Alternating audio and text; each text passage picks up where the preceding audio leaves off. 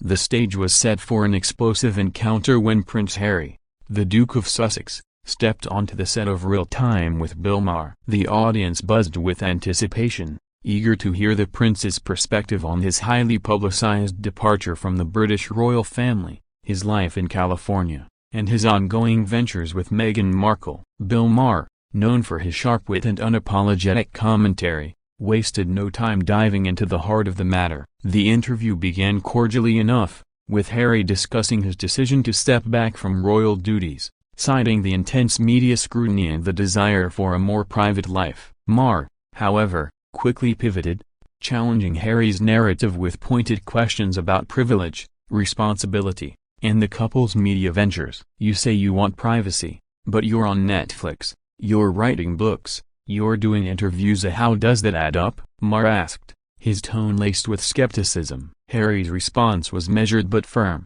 emphasizing that their projects were about controlling their own story, not chasing fame. The tension was palpable, as Maher's audience sensed a clash brewing between the prince's earnestness and the host's unrelenting cynicism. Harry leaned forward, his hands clasped tightly, defending his choices while Maher leaned back, smirking, ready to push further. The exchange grew heated as Maher doubled down, accusing Harry of playing the victim while living a life of luxury in Montecito. Harry's face tightened, his voice rising slightly as he countered that their struggles were real, regardless of their wealth. The audience, split between royal sympathizers and Maher's loyal fans, murmured in reaction, some clapping, others whispering. Maher, never one to back down, pressed on, questioning the authenticity of Harry's memoir and its revelations about their royal family. "You're airing dirty laundry for profit. How's that different from the tabloids you hate?"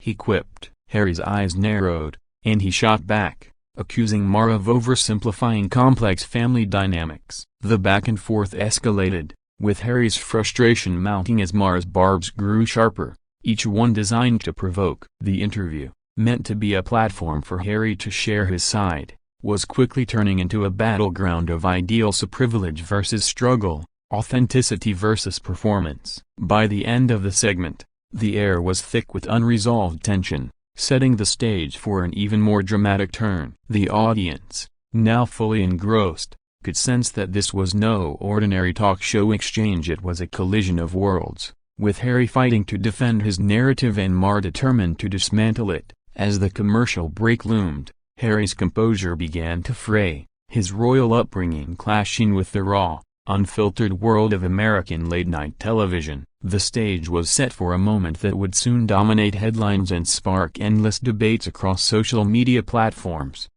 As the show returned from the break, the atmosphere in the studio was electric, charged with the unresolved friction from the first segment. Prince Harry, visibly agitated but determined to hold his ground, adjusted his posture, his eyes locked on Maher as the host launched into a new line of questioning. This time, Maher zeroed in on Harry's military service, a topic that had previously earned the prince's respect but was now being used as a pivot to question his current relevance. "You were a soldier, you served in Afghanistan. Admirable stuff," Maher began, his tone deceptively conciliatory. "But now you're out here, complaining about your family, doing podcasts, and playing the Hollywood game. What happened to that guy?" The question stung, and Harry's response was swift, his voice laced with indignation as he defended his service and its lasting impact on his worldview. He argued that his military experience shaped his commitment to mental health advocacy and veterans' causes, not just his royal exit. Maher, however, was unrelenting, suggesting that Harry's current lifestyle, complete with multi-million-dollar media deals, and undermined the grit he once displayed. The audience gasped as Maher leaned in, his voice dripping with sarcasm. "You're not exactly roughing it in Montecito, are you? Most veterans don't get Netflix deals." Harry's jaw clenched, and he fired back, accusing Maher of trivializing his efforts to use his platform for good. The exchange grew personal, with Maher questioning Harry's authenticity and Harry retaliating by calling out Maher's privilege as a wealthy commentator who pokes fun at people's pain for laughs. The studio erupted in a mix of cheers and boos, the divide between supporters of each man growing sharper. Maher, thriving in the chaos, pushed further, bringing up Meghan Markle's role in their public persona, suggesting she was the driving force behind their brand. Harry's defense of his wife was fierce, his voice rising as he accused Maher of misogyny and media bias. The confrontation reached a boiling point when Maher made a quip about the couple's victimhood tour, prompting Harry to stand abruptly, his chair scraping against the floor. "I didn't come here to be mocked," he said, his voice shaking with anger. The audience fell silent, stunned by the prince's raw emotion. Maher, unfazed, shrugged and said, "This is my show, Harry. You knew what you signed up for." The moment hung in the air, a clash of egos and ideologies, as producers scrambled to decide whether to cut to commercial or let the drama unfold. Harry's decision to walk off the set was imminent, and the audience could feel the weight of the momenta royal, once bound by protocol, now breaking free in a way no one expected. 3. The studio lights seemed to burn hotter as Prince Harry stood, his face a mix of fury and resolve, staring down Bill Maher, who sat casually with a smirk that only fueled the fire. The audience, frozen in anticipation, watched as Harry took a step toward the edge of the stage, his body language signaling he was done. "I came here to have a real conversation, not to be your punchline," he said, his voice steady but laced with hurt. Maher, ever the provocateur, leaned back and replied, "If you can't handle a little heat, maybe Hollywood isn't for you." The comment was the final straw, and Harry, shaking his head, turned and walked off the set, his footsteps echoing in the stunned silence. The audience erupted into a mix of gasps, cheers, and murmurs, some shouting encouragement for Harry, others egging Maher on. Backstage, producers scrambled, unsure whether to chase after the prince or let the moment stand as a dramatic exit. Maher, unfazed, addressed the crowd with a shrug. "Well, folks, looks like royalty doesn't like tough questions." The quip drew laughter from some, but others in the audience shifted uncomfortably, sensing the line between entertainment and cruelty had been crossed. Social media exploded within minutes, with clips of the confrontation going viral.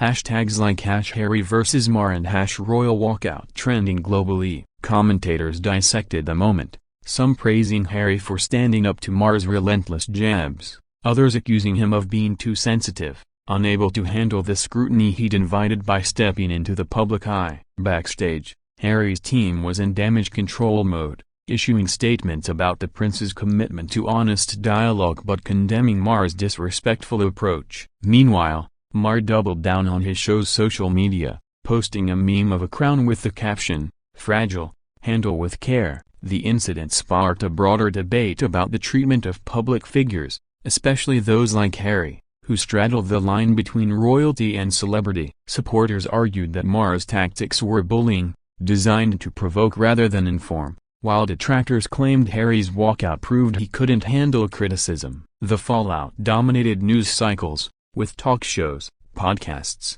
and X-posts amplifying the drama, each side spinning the narrative to fit their agenda. For Harry, the moment was a stark reminder of the challenges of navigating his new life in the spotlight, where every word could be weaponized. For Maher, it was another notch in his belt, a high-profile clash that only boosted his show's ratings. 4. In the days following Prince Harry's dramatic exit from Real Time with Bill Maher, the incident became a cultural flashpoint, igniting debates about media, privilege, and the boundaries of public discourse. News outlets ran endless coverage, with pundits analyzing every moment of the clash, from Harry's clenched fists to Maher's smug grin. Supporters of Harry flooded social media with messages of solidarity, arguing that he was unfairly targeted by a host known for crossing lines. Maher went too far, one X-post read, garnering thousands of likes. "Harry's trying to do good, and he's mocked for it." Others, however, saw Harry's walkout as a sign of weakness, with comments like, "If you can't handle Maher, how do you handle the real world?" Trending alongside clips of the confrontation, the royal family, though silent publicly, was reportedly displeased, with insiders claiming King Charles viewed the incident as another embarrassment for the monarchy. Meghan Markle, ever the strategist, was said to be working with Harry to turn the moment into a rallying cry for their brand, emphasizing resilience and authenticity in their next public appearance. Meanwhile, Maher reveled in the controversy, dedicating an entire segment of his next episode to the fallout. complete with a mock apology. "Sorry if I hurt the prince's feelings. I guess I forgot he's not used to commoners talking back." The audience roared, but the backlash grew, with some calling for boycotts of Maher's show. The incident also sparked a broader conversation about the role of talk shows in shaping public perception, with critics arguing that Maher's style, while entertaining, often prioritizes shock over substance. Harry, for his part, emerged more determined, using the experience to fuel his advocacy for mental health and media reform. In a statement released a week later, he wrote, "I walked away not because I couldn't handle the questions, but because I refused to be reduced to a caricature." The clash, though painful, became a defining moment for Harry, solidifying his resolve to carve out a new path, free from the constraints of royal protocol and media expectations. For Maher, it was business as usual, another high-profile guest taken down by his razor-sharp tongue. The world watched, divided but captivated, as the prince and the provocateur each claimed victory in a battle that showed no signs of fading from the public's memory.